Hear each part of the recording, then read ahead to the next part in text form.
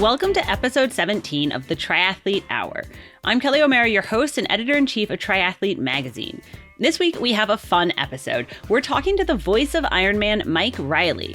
No, he doesn't say his famous catchphrase for us, but he does reflect back on some moments he'll never forget in the sport, why he thinks crossing that finish line means so much to so many people, and why he's never done an Ironman himself. First up, though, you have a chance to nominate women you know doing great things in our sport. Sara Gross, founder of Live Feisty, is here to tell us about the Outspoken Women in Triathlon Awards and how you can nominate a woman in one of 9 categories. Then we chat a little bit about the trends we're seeing in the sport and what we're excited for in the future. All that after a short break. You don't want to miss anything we have coming. Subscribe to Triathlete Magazine on iTunes, Spotify, wherever you get your podcasts to get all of our latest right in your feed. Along with the Triathlete Hour, which features interviews with key figures in the sport, we have a bi-weekly training podcast, Fitter and Faster, which tackles tough training questions to get you fitter and faster. And we'll soon be launching a gear podcast to dive into all of your equipment questions. Plus, you can get the audio from all our Triathlete live shows where readers are able to ask big names their own questions. All that on our Triathlete Magazine podcast feeds on iTunes, Spotify, Stitcher, iHeartRadio, and SoundCloud. Keep listening. All right, this week, Sara Gross is joining me. I feel like Sara, founder of Live Feisty Media, other things too, Ironman champ. Does that still count? Do you still get to refer to yourself as Ironman champ? Is that like forever and ever? It's multiple Ironman champ. No, I'm just kidding. Kidding. You're not kidding, but you're kind of kidding. Just so the audience knows. No, we're we always laugh when people say multiple Ironman champ when it's like 2. As soon as you're over winning one Ironman, you're like multiple Ironman champ. No, I think you are. I think you're allowed to call yourself Ironman champ forever. Forever and ever. I think that's a thing. But really, we're having you on not because of your triathlon prowess today, but because you are the founder of Live Feisty, which is like I don't even know how you describe Live Feisty, a women's triathlon-ish site. Well, our official tagline is a multimedia haven for the unapologetically fit and feisty. Oh, okay. Well, so take from that what you will. And you guys also put on, among like a number of podcasts and a website and everything, you guys put on the Outspoken Conference in the fall, which is kind of a triathlon conference for people identify as women, and Triathlete has sponsored it, helped co-sponsored it the last couple of years. So I wanted you to come on and talk to us about the Outspoken Awards, because obviously there are lots of awards in triathlon. USA Triathlon has their awards for like Age Group of the Year, Athlete of the Year. Ironman does awards at Kona for like Hall of Fame. I'm trying to think of other ones. Obviously we do like Best of End of the Year awards, but those are like products, races. So why did we need an Outspoken Awards? Oh, good question. Yeah. So we launched the Outspoken Women in Triathlon Awards last year. And part of it was that because of the process of creating the Outspoken Summit, which is a Women in Triathlon Summit, we ended up finding like all these amazing women who are doing all kinds of amazing things in the sport, right? So that was a lot of that was to do with the process of trying to find speakers and also trying to find speakers from diverse demographics, right? So we didn't end up with like only white people speaking or whatever triathlon would normally offer. We definitely dug in and said, we know there's amazing people out there doing amazing things and we're going to find them. And in the process, sure enough, we did find them. And so we thought it might be good. This is in the second year of the summit, so 2019. We thought it would be really great if we could create an awards that would actually, first of all, through the nomination process, allow us to see and celebrate some of the women who are doing great things in the sport. And then also, obviously, through the awards themselves, be able to award people for their efforts. And I think sometimes like we know this, Kelly, we've talked about this a lot on other podcasts, like how women's work is often undervalued, or women are often doing a lot of emotional labor that is unseen. So we wanted to try to find those people and celebrate them. So that's what we did. And so last year was kind of the first year, but then this year, you guys, I know we're trying to expand the number of nominees, the range of nominees. So that's why you're here, to tell people to nominate women doing awesome things Yeah, totally. So first of all, I totally appreciate you having me on, and also Triathlete Magazine for like sharing for sharing the nominations, the nomination form.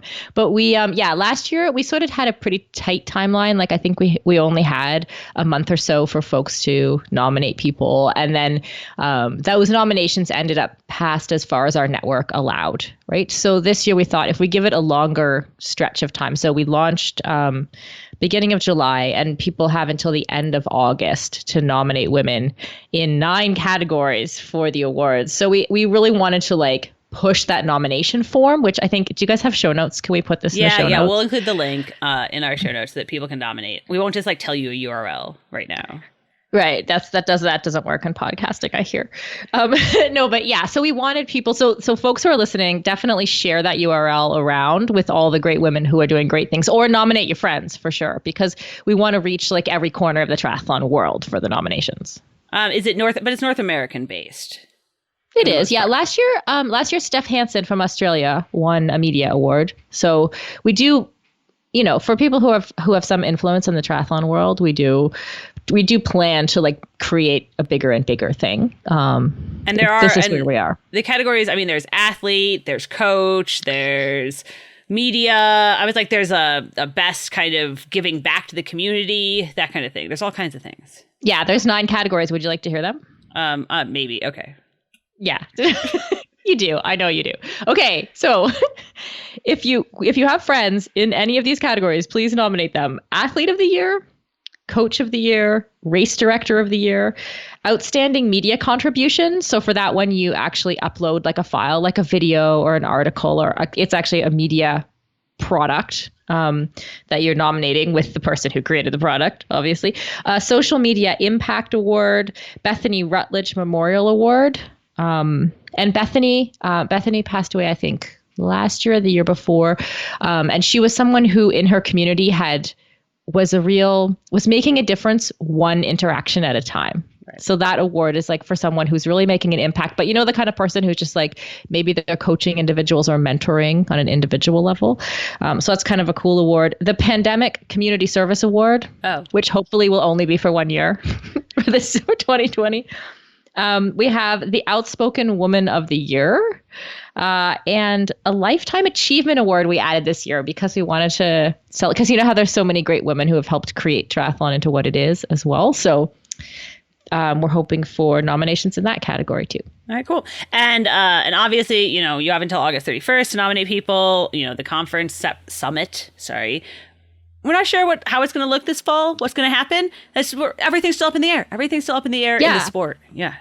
Yeah. So the summit itself is just on pause. We have some really good ideas, actually. So I'm excited to launch that as well, but it's not fully formed. But for these awards, what we're doing is we're doing a virtual celebration, right? So we're going to have a speaker, and we're going to hand out awards virtually for in November. I think it's the 17th of November is the award ceremony. Okay. Mm-hmm. Everyone's on Zoom. Everything will be on Zoom. Yeah. The other thing I wanted you to come on and talk about with me, though, in this whole note of, everything's still up in the air, the sport is up in the air, is you and I spend a lot of time talking about trends in the sport. And what a lot of people are talking about now that I think is funny, because you and I have been talking about this for years, is now coming out of the pandemic, people are wanting to do lots of different things, right? It's not just anymore, I want to do only road triathlon. It's, I want to do a gravel race and maybe a trail run, and I want to go on a hike and then ski in the winter and then do some CrossFit. I only say that because you're like super into CrossFit, but they want to do many different things. And that is what we're seeing, especially with younger people, especially now more than ever coming out of this pandemic, which is like a little weird, but I think it's because everyone got outside. More people are just like trying new things. Yeah, for sure. I think that goes across the board. Like, that's not just triathletes trying new things. I think like here, the trails are, I don't know about in Boulder, but the trails are packed here. The trails are packed here. It's like medium annoying. Yeah. Yeah, exactly. Or more of my friends are taking up like mountain biking or like the lake. I live right beside a lake, and the open water swimming is just nuts. Like, there's constantly people there. Like, the pool swimmers here bought wetsuits and just started training in the lake. It's crazy. Yeah. And so do you think all those people are going to stick at it like after COVID is over, whenever that happens? Yeah, I think there'll be a shift. There'll definitely be a shift in people's, I don't know what you'd say, like race selection behavior. Like if you, for example, if you were someone who decided, oh, I'll just run a really far distance, right, as a goal because I can do that. So you pick Sure. a trail, maybe it's 30 miles, you go do it. These are the kinds of things people are doing right now, right? You might find that you really love like ultra running. And so that person may be like an occasional or a complete convert to ultra running where they were previously a triathlete. So I think like we'll see a lot of that shifting around, people doing different things. So the people who learned a new skill like mountain biking or gravel riding, obviously will continue to love that if they love it now. Yeah, and I mean, obviously, we were already seeing a shift in gravel from triathletes, but I think even more so now when people don't have races to prepare for, they're like, why not try riding on some dirt or get out on trails or do something different? Yeah, I think we were sort of predicting that people were gonna, like you said earlier, like people were gonna start doing different types of things rather than road triathlons. But I think this probably, like COVID probably accelerated that process of like people like branching out and finding new types of races. And also like, for example, here, like I live in BC, Canada, right? So we did pretty well in the first wave of COVID, right? And now we're allowed to meet in groups of 50. And folks have been doing like already what would be like a small local race, like which would probably look like, besides a 2-meter distance, adding in a 2-meter distance, which would probably look like kind of like the beaches in California in the late 70s, early 80s when triathlon was just beginning. Right. So I think, and sorry, I don't want to sound like one of those people like hearkening back to the good old days because like whatever, there's too much of that in our sport. But I think that it is like, there is that like grassroots sense of like 50 people who all want to do a half Ironman, just like a week and a half ago did it right here in Victoria. So yeah, and we've been pushing kind of the idea of putting on your own triathlon, put on your own adventure that can be whatever you want it to be. We've included some stories on our site on how to do that, you know, how to prepare, because it just kind of takes some logistics and planning, but totally doable. If you're like, hey, I've always wanted to swim across that lake, make sure you know how to swim, be prepared, but then swim across the lake. Why not? Totally. But I do think you're right. We're going to see the first races back be like small, local. Yeah, and we already are seeing that here. And then as folks are allowed to do more and more and meet in groups, bigger and bigger groups, then it will just like be this slow little expansion back to normal, except in Florida. Right, except in Florida, where everybody can do whatever they want. But yeah, no, we've been talking to some local race directors, that this might be an opportunity for, you know, a local grassroots triathlon race renaissance, right? Where for so long, a lot of us were traveling really far for races, doing like the really big expensive races, and maybe we'll still do one of those a year, like for sure. I'm not gonna like not go to Hawaii, obviously. But now you might go, remember your like local splash and dash, or your, you know, the gravel race that's like 45 minutes away, or the little try that's like your friend puts on to raise money for charity. Like those are the kinds of things I think we'll see sooner. Totally. And I think people we've sort of been forced to question like how attached are we to certain name brand races, and how much do we need big races in order to feel satisfied in our race experience. And so if you're someone who feels like you needed that, and then you went to a race with 50 local people and you had just as much fun, you know, you might change how you plan your race season. No, I need big races, Sarah. At least like and that's one. Okay too. That's okay too, yeah. Kelly. Some people do. I do too. I admit, like if this was, I don't do triathlon anymore, but if I did, or when I used to, you know, what am I trying to say? It's like there's nothing like a big race for the competition side, right? Like I like to have 2,000 people out there that I can race against. So I understand that side too. Good. But it'll be interesting. It'll be fun to see. I think it's fun too. I'm a big advocate for like do whatever, do all the things, do everything, try different things. Yeah, absolutely. And I think this is forcing people to do different things and try different things. Yeah, all these new people who bought bikes, right? All the people who bought bikes, they're out there. Right? Now. All the reason like I can't get like, you know, we order stuff online and I can't get it because people people can't find a bike right now because because bike sales are so huge. Exactly. So, well, thanks for talking to us, Sarah. And everybody, make sure you nominate women doing good things in triathlon and get out there. We'll include the links to all that stuff in the show notes. So, Thanks, Kelly. You don't want to miss anything we have coming.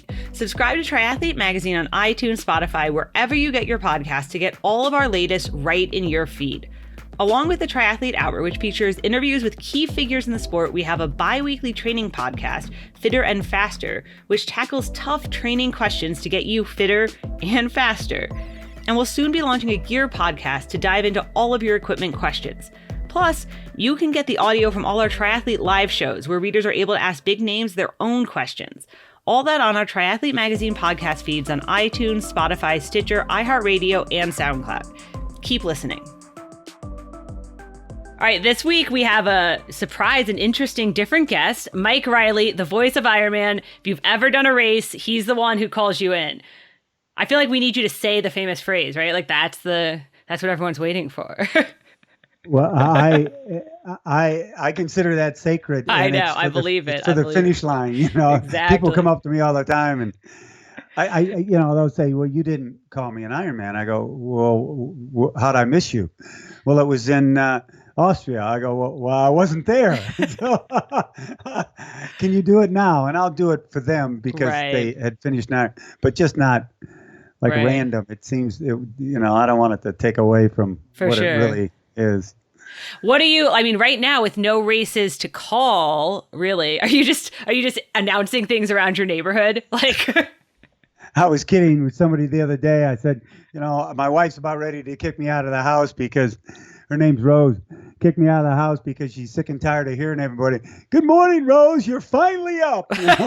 Welcome to the day. I can't. No, I miss. Sure, I miss the call, but I miss the camaraderie of what I believe are the heart and soul of our sport, the age groupers, of being able to be with them and see their nervousness and talk to them and listen to their stories of how long they've been on the journey to get to that particular race, some years on end. Mm-hmm. I miss that dearly. I have my family, which is close to me here in San Diego, which is fantastic. But I have this second family I've been around for 30, 35 years.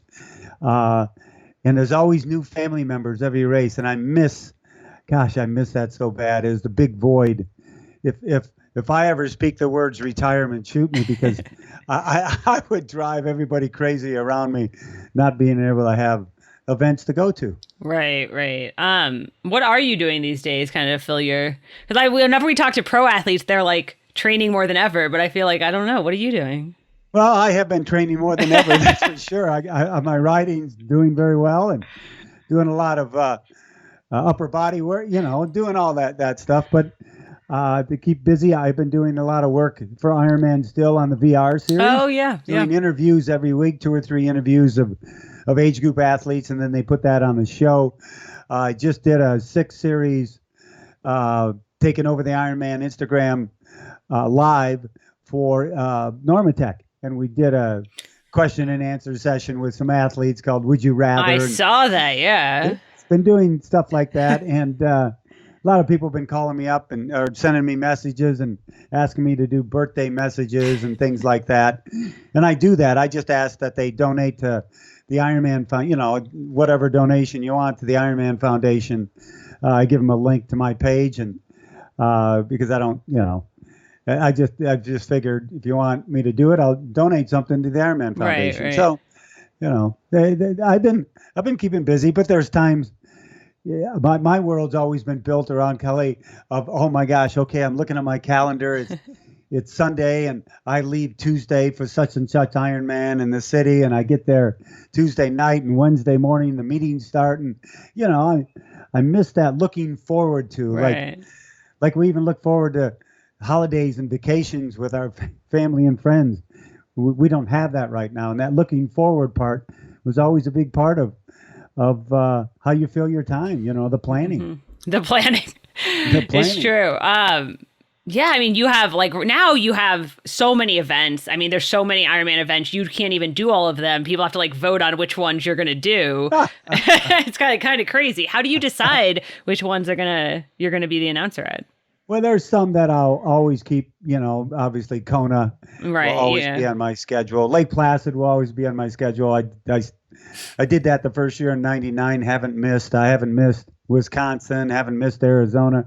So there's some that'll kind of be the foundation of my schedule, and then we go from there on places maybe I've never been before. And if I get a lot of requests to come, and Ironman Ireland, and then it has to be approved by Ironman to be able to go. Sometimes it doesn't work out, and sometimes it does. So I try to get as many places as I can. It's just tough to always get over to Europe. I'll go to Ironman Ireland next year. Okay. I've done Frankfurt a couple times, but the schedule is so packed up with events in North America that I don't want to leave an event in North America to go to one overseas, even though I would love to be at the overseas one. So it's a push and pull. How many do you end up doing in a year?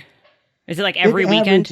No. It averages 12 to 13 events with a couple of 70.3s in there, like Oceanside, since it's right in my back door, and maybe another 70.3 and like a Lubbock, for instance. Right. And then the rest are all the Ironman races. So sometimes there's 2 in a row, and when that happens, it's it's tough because of the travel. I can pull off 2 in a row with the Voice. That it's sore after the second Ironman, second weekend, but it's just the travel and being gone from home that long. So I try to break it up so there's 1 a month and there's 1 or 2 a month, but there's always a gap in between.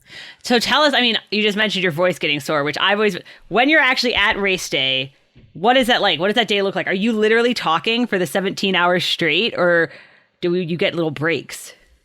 Well, I don't take breaks. I mean, there's natural breaks. If all of a sudden it's a 1-lap bike course and everybody's gone, well, I'm not doing a whole lot, just giving updates. And nowadays with updates being on Ironman Live and everything, you don't need to do that as much.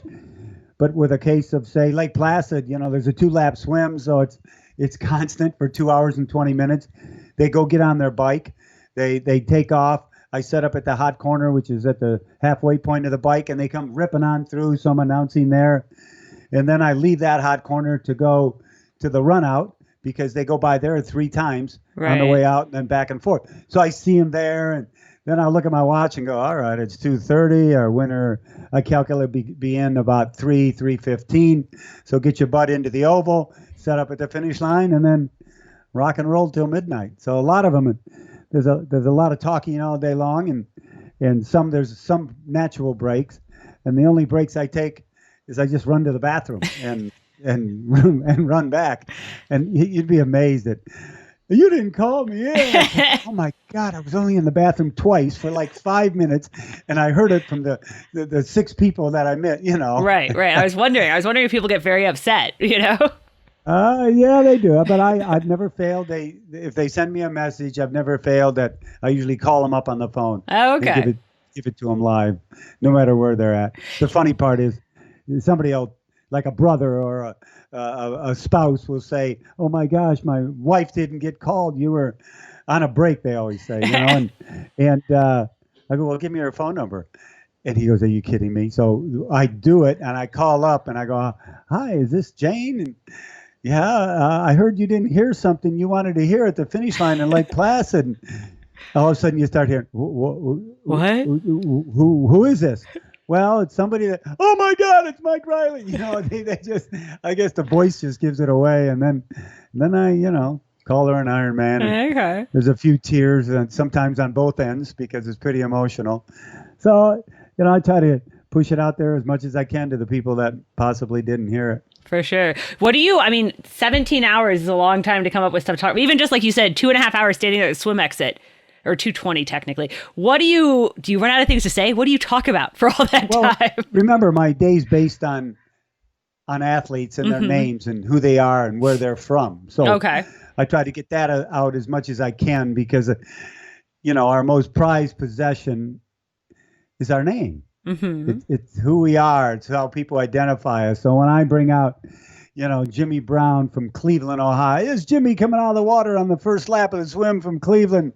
Oh my God, the look on his face, and the crowd cheers for that Jimmy. They don't know who he is, but we add a little energy to his day. So that's what a lot of my stuff is. And then obviously I'll know stories about somebody. Oh, here comes so-and-so, and she's a 2-time breast cancer survivor. Right. Look at her go. And the crowd.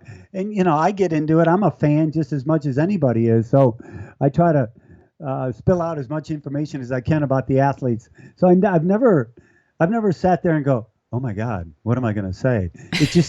It seems, I guess I'm Irish and I'm full of what, and it just keeps coming out. So I've never worried about not having anything to say. Okay. All right. So, because I feel like that's what everybody would be like. That's everyone's question, right? It's like, how do you come up with stuff to talk about? But you just keep talking. It's fine. Yeah. And I don't talk to talk, sometimes silence is golden. When music's going, spectators are having a long day. They don't want to hear somebody constantly in their ear because they're not going to listen after a while. So I break things up and I'll go for a 3-4 minute hit, giving a lot of information. Then I'll shut up for a minute. And that minute of silence is hard sometimes, but the athletes are, and the spectators are cheering everybody on. Sometimes I'll just say, come on, they need to hear it from you. And then they raise the octave of how much they're cheering. Right. They stay in the game just like for the athletes. So it's kind of an art on making sure you have those highs and lows throughout the day so you don't burn everybody out before 5 p.m. We got a long day. We got a long day. It's true. And obviously now, Ironman's really large. There are lots of races everywhere. It's a whole production. But when you started this, it kind of you just happened to be in the mix when triathlon became a sport, right? Like you called the first pro tri race. Yeah. When you're living in San Diego and you're a runner and an endurance athlete, and all of a sudden you start going out for these runs with, and I represented Tinley's clothing line. So I'd go running with Scott or riding. I go, God, he's fast. These guys are fast. And you try to hang on as much as you can. And it was just our lifestyle. And when I was able to get on a microphone early on in the late 70s, early 80s at running events, I just liked it. And I was still doing a lot of competing. But then, race director, hey, I'll give you $100 if you come out. And I go, really? You're going to pay me $100 to talk? Are you kidding me? So it just, it's where I was at. I was in San Diego, and my gosh, I was just lucky to be here because I grew up, from my 30s on up with the sport. Right. So you've basically seen it its whole life. You did call the first professional triathlon race, right? Like that's, Long Beach, right. I was one of the co-race directors, and I never forget, I got done announcing the last one came in, and I think it was Murphy Reinschreiber was one of the race directors, and Jim Curl and somebody else, and they go, we got to pick up, we had these big barricades out on Coast Highway. And so I said, well, I'll do it. So I ran along, picking up these big kids, throwing them in the back of the truck while somebody else was, and I'm thinking, I don't want to be a race director. Is this what I got to do? Why can't I just announce race? You're like, I'll just talk. You do the other stuff. Yeah, somebody else pick that stuff up. How long and you've been doing Kona since what? The early 89 was my first year there. 89. Okay. Yeah. So, it's changed a lot. The sport, but Kona too since then, right? And you haven't missed a year since then. Yeah, everybody always asks, well, the changes you've seen. And okay, I've seen changes, obviously, in coaching and nutrition and technology and bikes, obviously, and running form, the whole deal. But, it's still swim, bike, and run with the exact same distances. So to me, that foundation is still the same after all these years, since 78, since the first one. So everybody's had a lot of changes. Yeah, there's these external changes, which has made the sport better. And obviously it's become a big business. But on race day, I'm back in the 80s when that cannon goes off, going, all right, here we go, baby. We got swim, bike, and run. We got 2,500 in the water, and I hope every one of them finishes. It's the same thoughts in my mind every race. I hope everybody. I always tell everybody there's a 100% chance of 100% of you finishing today. Okay. And everybody, oh yeah, and not everybody finishes because things happen, but you want to set that goal at the start with everybody because that's their goal. Right. So nobody starts hoping not to finish, right? Exactly. And that hasn't changed. So I've seen a lot of changes, but the foundational piece of our sport is the same. It has not changed. And you wrote a book last year called Finding My Voice that really looked back at some of your favorite kind of moments and stories. And I'm hoping you can share with us some of your favorites, like some that stand out over the 30 years. Yeah, one of the biggest reasons I wrote the book was because I thought it would be, I thought to not share these stories wouldn't be right. And some of them are public and people know, but what I did was I've taken a lot of notes over the years, talked to a lot of people, and I just wanted to give people my perspective of what I saw through my eyes, because I see a lot of things others don't see, whether I'm perched on that tower or I know a backstory of a person coming in, so I'm able to do that. And plus I kind of dove into, what are those 4 words? What are they and why are they so powerful? Because Kelly, it took, the first time I said it was 91. It was probably another 6, 7, 8 years before I really realized what those words were doing to people and doing for people. Sure, they were coming out of my mouth. It was my voice, and they were telling me, "Oh, I got to hear you say it." But it just transcended my voice, and it's transcended the sport. When somebody crosses that finish line, it's not about them crossing the finish line. It's about who they become. Okay. People have been transformed. So I wrote stories about people transforming right in front of in front of their very own eyes over the years. They find this new human inside themselves when they set these huge goals of possibly doing an Ironman or even running a 5K. Right. Getting the butt off the couch. And so, I dove into PTSD with one of our fellow athletes who's, former United States Marine. I dove into 3 failures that I saw that just were gut-wrenching. The failure of Sarah Reinerson, the failure of Scott Rigsby, and the failure of Rudy Garcia-Tolson, 3 amputee athletes who failed on their first Ironman. And I was one maybe skeptic. Well, I don't know if they're going to come back. Hey, they were at the start line and they almost got there, and that's good enough. But no, it shows you that failure is something that you have to have in your life to find success. Because all 3 of them came back. They came back, and my gosh, to be able to bring them in, it was so emotional because and it's easy to say right now and seems short, doesn't it? But another entire year of those goals, of those sacrifices, all those training mileages of trying to get it right, and they still weren't guaranteed whether they're going to finish the second time, but they did, and how they did it inspires me to this day. So I felt, since I was so inspired and motivated by these stories, it'd be selfish of me not to share a lot of them.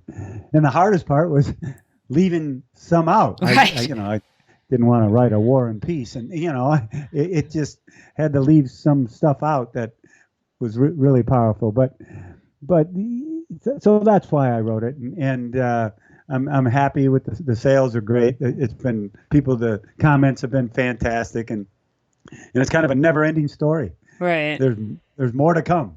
Right. No, one would hope that there'll be more. Yeah. Are there, out of the book, are there any specific stories you want to share with us that, really stand out to you, or? Oh, gosh. I know it's hard. It's hard. It's hard because, Mike Ergo was a story that, he was in the second battle of Fallujah as a United States Marine, and he lost almost every one of his comrades in that battle.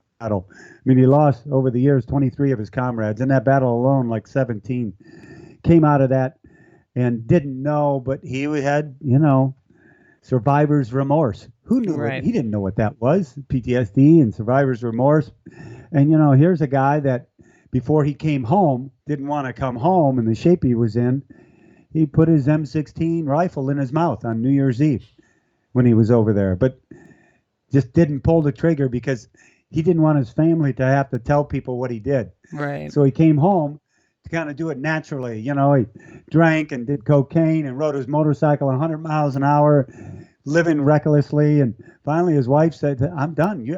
I can't live with you. You're a different person and you've got to change." And then there was a lot of progression of how he discovered change. and was given advice and started working out again and started having these feelings, his nightmares started going away, or they were still there, but they didn't affect him as much. And so he kept working out more and more. And the funniest part of the story, and I didn't know this till I talked to him in New York like 2 years ago. And he goes, you know how I really discovered Ironman? Because he had run half marathons and stuff like that. I go, how? My wife and I went to Kona on vacation. And it was Ironman. I go, you got to be kidding me. You didn't know? No, we showed up. And I've heard this a dozen times from people. And I go, well, you showed up. And I couldn't believe what was walking around. These men and women look like gods. And I go, I want to be like that. And, he says Ironman saved his life. Right. And, after he did his first Ironman, he took some time off. Decided, well, I need a little break. Well, guess what? Some of those old feelings and scared nerves started coming back into him. And he goes, oh, okay, I've got to work this out. And he went back to a good training regimen and the whole deal. And it's what's saving his life on a day-by-day basis. Why do you think Ironman does that for people, right?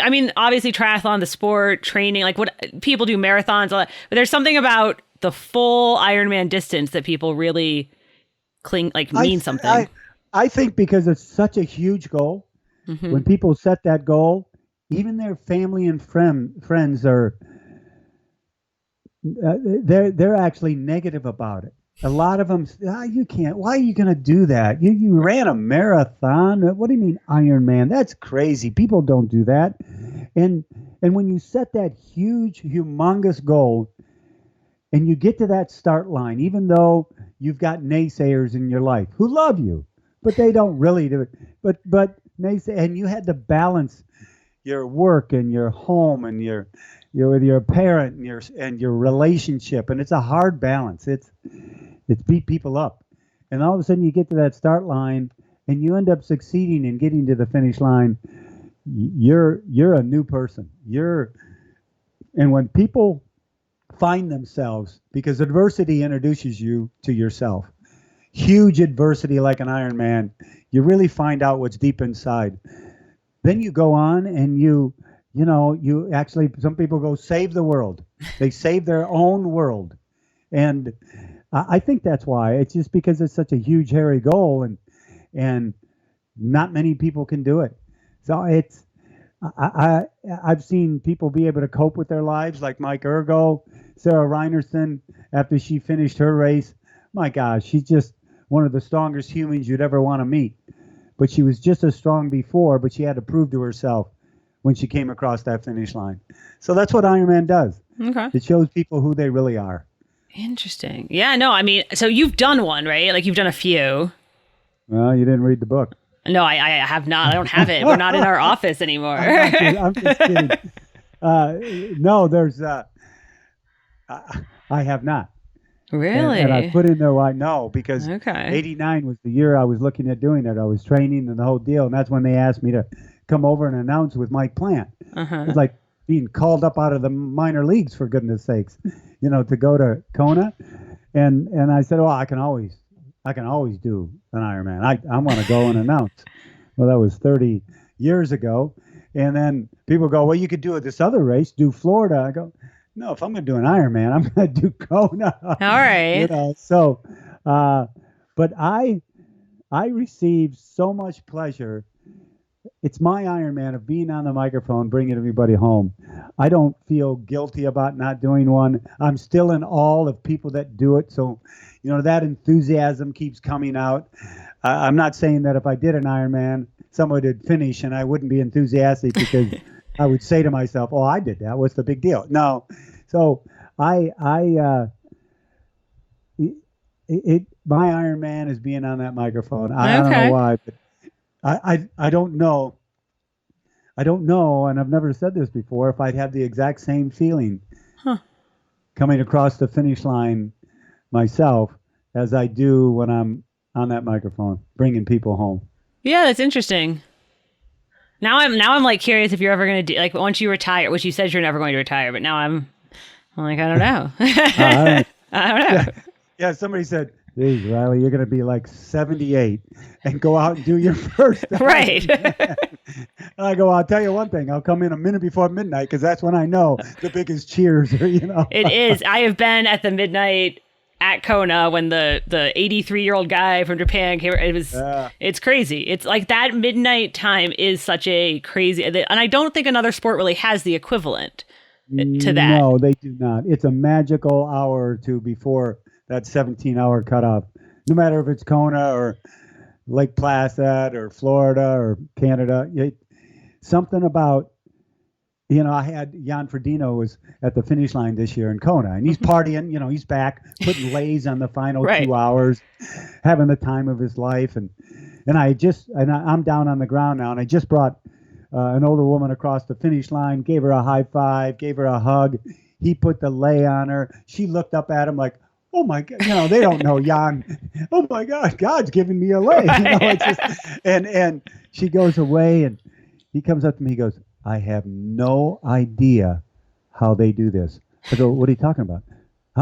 How can you do it and be out there that long? I could never. He's in awe of the athletes who are moving their bodies for close to 17 hours. And here's the fastest guy in the world, and that's what's no other sport can duplicate that, and if Jimmy Johnson finishes a NASCAR race or Meb Keflezighi finishes first, I don't know if he's there waiting for the last person, if they're both, you know what I mean? Yeah.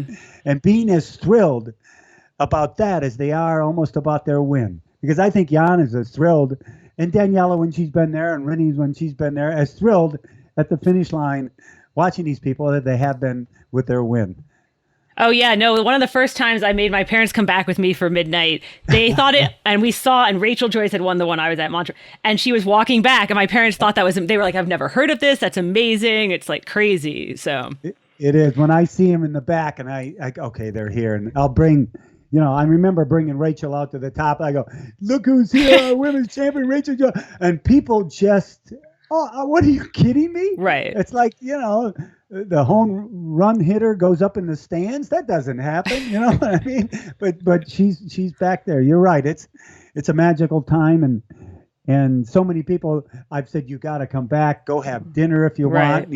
And just keep in mind my butt's still working while you're having dinner. But I'll be there. I give my friends a hard time. Then people will come back who've never been there before and go, Reilly, you never told me it was like this. I've been telling you for years. No, your words never could put into, what this was like. It's just, I can't believe what I just saw. And people are inspired for the rest of their lives because of it. Oh yeah, for sure. The midnight is pretty crazy. So I'm thinking about all of your races that you said you do, that you hit Lake Placid, you hit Wisconsin, you hit Kona. I'm like, which one? I mean, besides Kona, what's your favorite race here? What do you feel like your favorite finish line? Well, I've got near and dear my heart is New Zealand. I've been going there for 20 some years. Lake Placid, done that every year. Wisconsin, Mont Tremblant, I've done that every year. It's a special place. The Canadians up there are just so special. But truly, my most favorite Ironman is the one I'm at. Right. It has to be. Right. Why would I say something's my favorite and I'm at another race and somebody goes, well, this isn't Mike's favorite.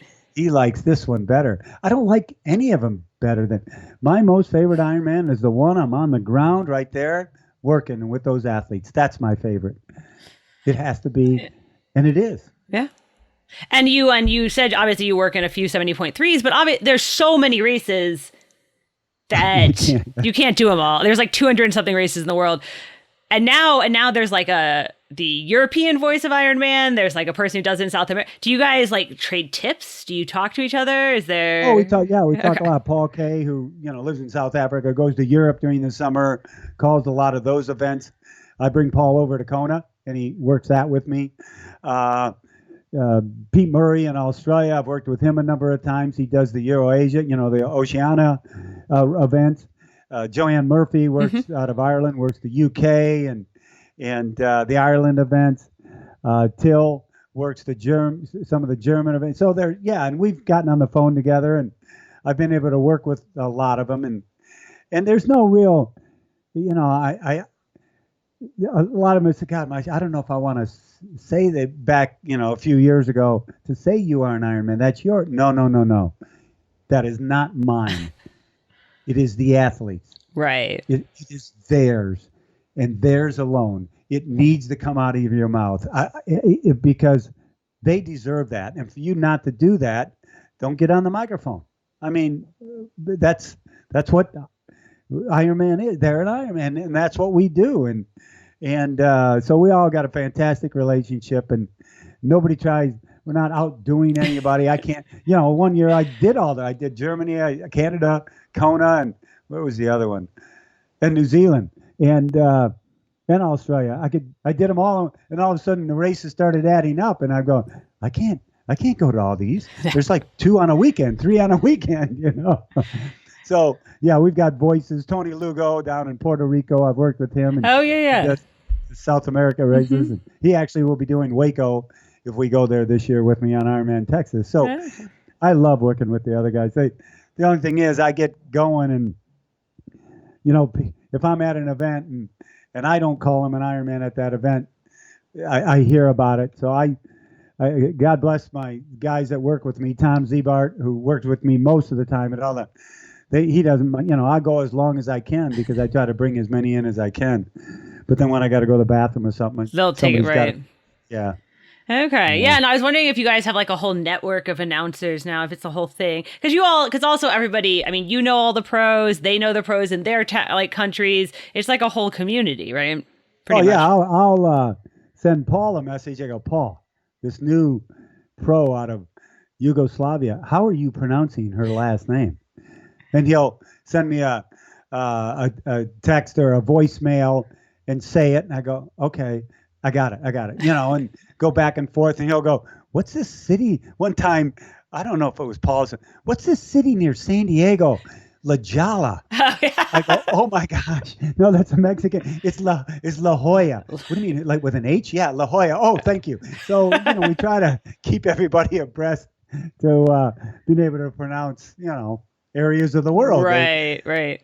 And do they say, your famous "you are an Ironman" phrase in different languages? Like, is that in different countries? Well, it's funny. When I went to Frankfurt, I said, hey, you want me to say it in German? Because I could say it in German, and no, Mike, you must say it. You are, why? I figured it out after a year or two. It's because what is said in Kona. Right. And Kona is the holy grail. They've heard me say it in Kona for 30 years on NBC broadcast, bringing their friends in, and they want to hear those exact same words in English, right? Wherever I'm at. Now, Paul will do it in Spanish because most of the Spanish is down there, but then people will say, no, say you are an Ironman. They know how to all say that. So, but I only say it in one language because it's universal. Okay. Yeah. I was wondering because obviously there's a lot of new races in like new countries, a lot of areas that haven't had Ironman races before. So yeah, that'll be interesting. It's becoming even more global these days. Yeah. But like I say, Kona is the pinpoint, where everybody knows, even newbies that come into the sport know about Hawaii and have heard you are an Ironman. So that's what it seems like they want to hear. Oh, yeah, no, definitely. And you said these days, like lately with all the VR, you're doing the VR announcing, you're doing like some kind of fun interviews with age group athletes. You did that whole like, would you rather thing with all the pros, which I think was pretty funny, right? Yeah. I've done some, I did a birthday. I love these because I got a call from a daughter of a guy who's like an 8-time Ironman finisher. And she was putting a video collage of his friends and everything. And then I was at the end of it. All of a sudden, I popped on the screen and I did the video and, hey, so how are you doing? My gosh, you're an 8-time Ironman, and now it was his 60th. Now it's your 60th birthday. Congratulations. You are a birthday boy. And the guy, she sent me a video of him watching it, and he's pointing. That's Mike Reilly, everybody. That's Mike Reilly. People in the room going, who the heck is like that? what? Yeah. Who the hell? So, but I love doing that stuff because it just means so much to them, and means a lot to me to be invited into their homes. Right. I actually did a a commencement speech Oh. for a PhD in speech pathology. She was getting her PhD, and the father set up the whole thing. So I did the commencement speech for her via Zoom with the whole family, and that was, and I've done a couple. I talked to 400 employees of a San Diego-based company who are all home on a Zoom broadcast for about an hour and 10 minutes, just trying to, do some motivation and inspiration, telling some stories. But, people are having a tough time sitting by themselves, and that interaction of the human is what we all thrive off of, and we don't have it right now. So, I just try to give them tips of what I'm doing and what others are doing, and how you just, there's no alternative. We need to push through it. Just keep moving forward. Right. And obviously, we're also seeing more and more people get out on bikes now, get out running, being outside to kind of work through some of that. So, my gosh, my neighborhood, I've been the neighborhood bike mechanic. They know I ride. Guys I go, when was the last time you were on this? Well, I don't know, about 8 years ago. Well, no wonder it's not working. The chain's rusty, though. But so many people, but I love it. They're getting active. I've never seen so many people walk their dogs by the house. And I just hope they keep it up. Right. Because you know what? Just like exercise helps people cope with mental stress, even mental illness and physical maladies, and that being physical helps you cope. Well, being physical now is helping everybody cope with what's going on. So they should be taught a lesson. Keep it up, because life isn't easy. And I think when we work out and we get done with that workout, we're feeling a little better about ourselves, about the world around us, and we move on in the day. But if you're going to sit on your butt 3 days in a row, you're going to start going down a hill you don't want to go down. Yeah, there's a joke that used to tell me it takes 3 weeks to get in shape and 3 days to get out of shape, or something like that.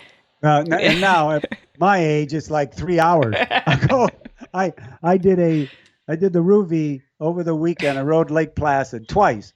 I wanted to beat my time the second time, which I did by like 11 seconds. I go, geez, I'm not getting much better. Then I went out the next day and did like 40 hard, climb in San Diego. Then I took yesterday off, and this morning before this, I got a 22-mile kind of time trial route. I'm gonna go out there and just sprint it out. And I go, what the heck? I feel like I'm weighing 289 pounds. What's going on here? It's only been a day off. Like, oh man. But yeah, I wanted to ask you about, because we've been doing Would You Rathers with the pros when we've been talking to them. And then I saw you were doing that with a bunch of them. So I was going to ask you, what's your favorite Would You Rather that you've asked people, so I can steal it.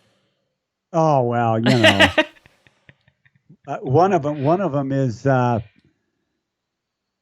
if you're going to throw up, would you let it go or slow down on the run?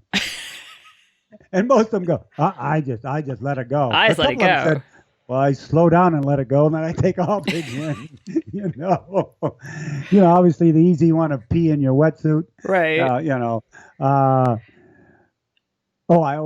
like asking, because they don't, the other part of the world. Who'd I ask yesterday? I had Simon Marshall and Leslie Patterson. I asked Leslie, I go, Brad Pitt or Leonardo DiCaprio? Oh, Brad Pitt. Oh, right away she changes into this fan, like, oh my God. So I said to Simon, Charlize Theron or Emily Blunt, because he was born in South Africa and lived there for a while. Simon did. Right. She's a South African. Emily's a Brit, and he was raised in the UK. And right away he goes, Charlize. I go, why? Is she from South Africa?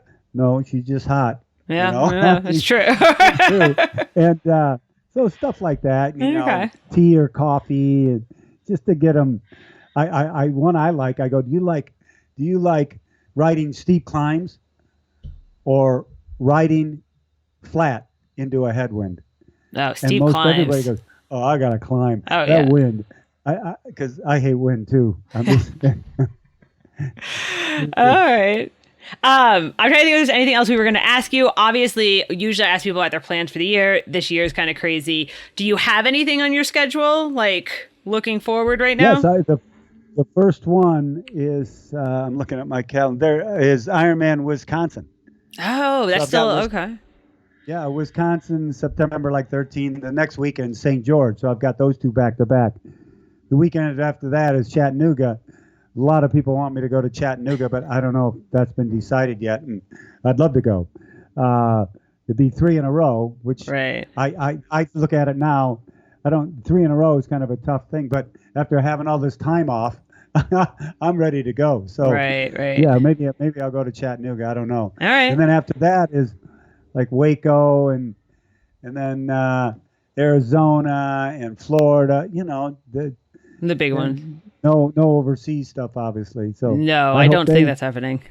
Yeah, I hope these happen. But you know, we're going through a tougher time again, and who knows what the fall is going to bring. No, nobody knows right now. Yeah. Because I've been thinking about doing Chattanooga, and I'm like, I don't know if it's going to happen. I don't know.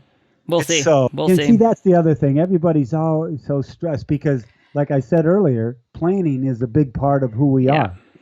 And it then makes us set our goals, set the schedule, balance life. And when you can't plan because you don't know where that start line's at, it's tough. It is. It's really tough.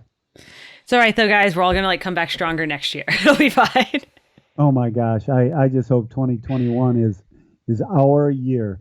Yeah. It's just everybody has smiles on their faces. And we'll probably still be cautious, and there'll be things we're going to not do that we could do before. And it's tough for me. I'm a hugger and a high fiver and love giving kisses to my, friends I see at the race. And, that's just who I am. And that's going to be tough if that, can't happen. Yeah.